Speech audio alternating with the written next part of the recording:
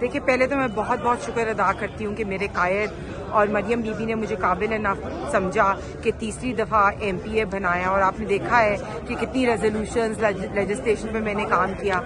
तो इंशाल्लाह ताला इस बार हमारी CM पंजाब मरियम नवाज साहिबा हैं और आपको पता है कि वो किस तरह काम करने में तेज़ हैं।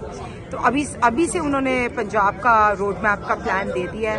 तो इंशाल्लाह ताला as the first woman CM I see her कि ख़वातीन के राइट्स के लिए, स्टूडेंट्स के लिए, MSF के लिए, प्रोग्रेसिव पाकिस्तान के लिए, यूथ के लिए स्पेशली उन्होंने ऐलान भी किया है interest free loans, IT labs और यूथ की जॉब सिक्योरिटी।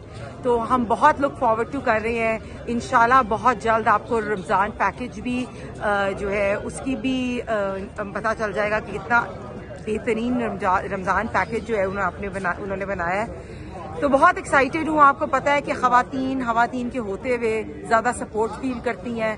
तो इंशाल्लाह ताला हम सब ने मिलके अपनी लीडर मरियम नवाज शरीफ साहिबा को कामयाब कराना है। और मुझे बड़ा अच्छा लगता है मैडम CM कहना। She is the iron lady for the country.